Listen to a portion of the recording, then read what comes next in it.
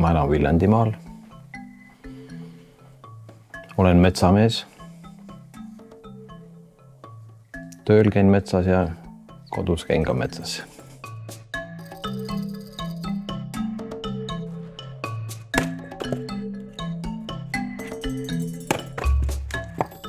Ütleme nii, et ma olen metsafänn.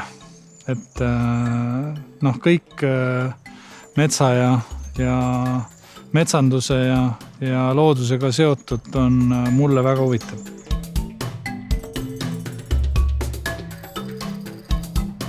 See ongi igal inimesel on see metsaküpsus erinev. Mõnel on metsaküpsus maasika järgi. Tema jaoks on see mets, kus kasvab maasikas. Mõne all on vaarikas. Mõni räägib metsast, kus kasvavad jämedad palgipuud, nii-öelda, kus saab maja ehitada. See on iga inimese jaoks on see metsaküpsus erinev. Aga ütleme, metsameeste jaoks on tegelikult need lihtsalt erinevad arengujärgud.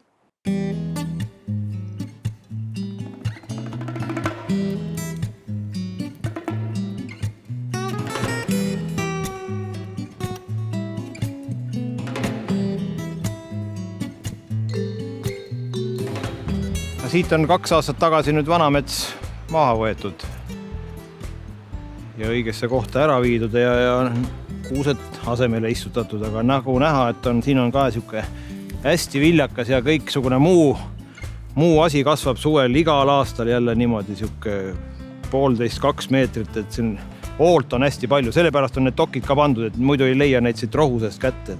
Aga see uuendus, see annab selle mõisse nagu edasi, et see ei ole maailma lõpp, see on algus.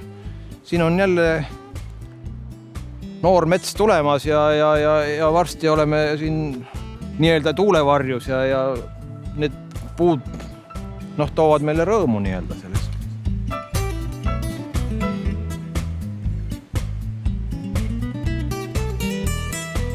Me oleme 2 aastat tagasi raiutud langil,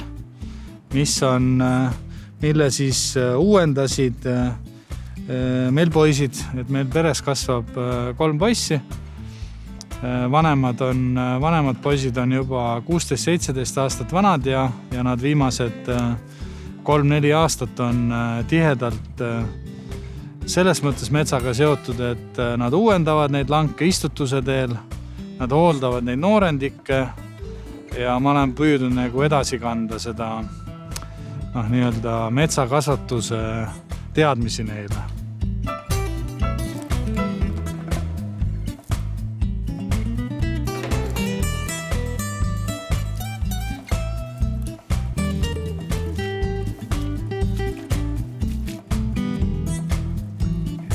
Selle nimi on Naiste Kaasik.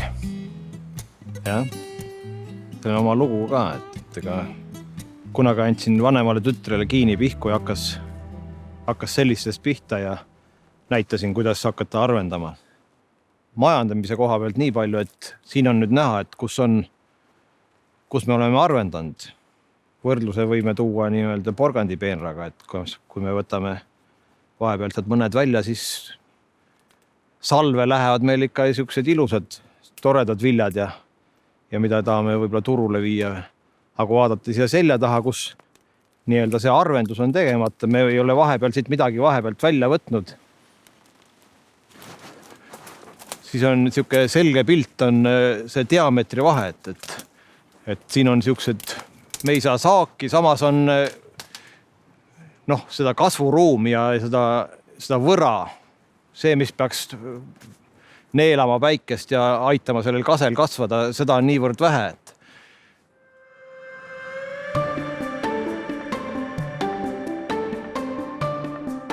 Et kui mets uueneb nii-öelda lageraie järgselt, siis võib vabalt olla olukord, kus korraga hakkab kasvama 100 000 väikest puud. Nüüd, kui see mets on siukses noores keskeast, nagu praegu, me teeme siin esimest arvendust, siis enne raiet siin kasvas kusagil 3–3,5 puud. Ja nüüd peale raiet jääb siia kasvama 1,5–2 puud. Ja lõppraiesse, kui see mets on kunagi küps, siis lõppraiesse jõuab ülarindes 500 puud. Ehk siin tegelikult on 1–2 raiet veel ees. enne kui see mets saab küpseks.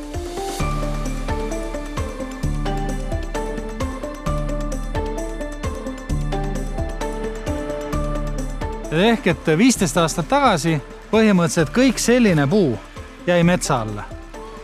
Puu, mis välja tuli, pidi olema minimaalselt 8 sentimeetrit. Nüüd metsale, ütleme, et see, et me viime selle energia ja selle väetise ära selle puidu näol, siis see ka midagi ei tähenda, sest tegelikult seda oksa ja raiejäätmeid jääb nii palju maha, et see puu ei suuda isegi seda kogust omastada. See lihtsalt uhutakse muidu läbi.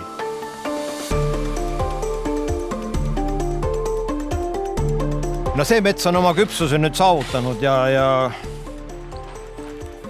oleks mõistlik minna järgmisele nii-öelda sellele metsa eluringile, et nagu me varem oleme näinud, et see eluring hakkab nendest väikestest puudest ja lõpeb nende suurtega.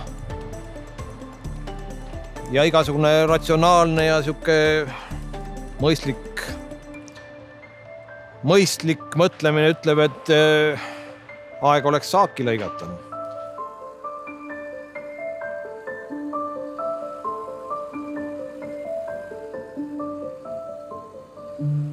Me viibime siis uuendusraie langil, rahvakeeles lageraie langil, et see mets on küpseks saanud, see mets tegelikult sai küpseks juba mõned aastad tagasi, aga nüüd siis sündis omanikul otsus peas see mets uuendada tulevastele põlvedele.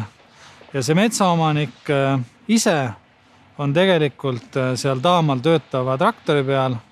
Ta on ise Valgapuu voorvaarderi juht ja seal natukene eemal on ka ta kodutalu. Et raiume nii-öelda tema kodumetsa.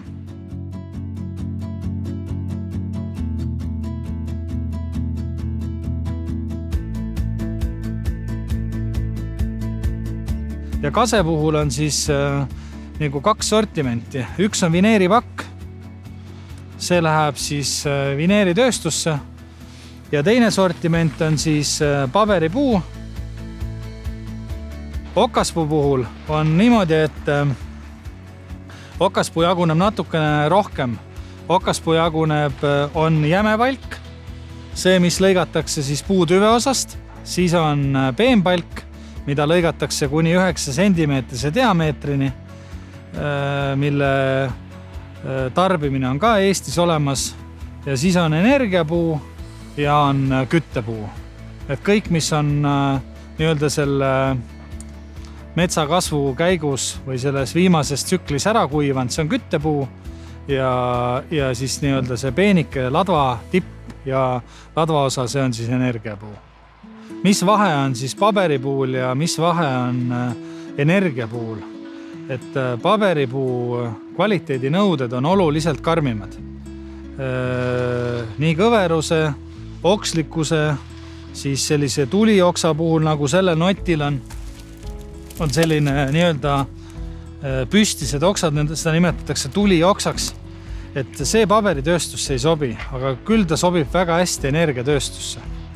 Siin on hea näide sellest, et energiatööstusse iseenesest siukse mädaniku ja see kõik läheb nagu läbi. See ei ole küttepuu. Pehme mädanik, näed.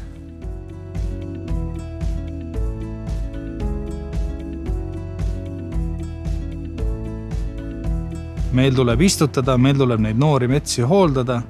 Seda tööd on metsas alati.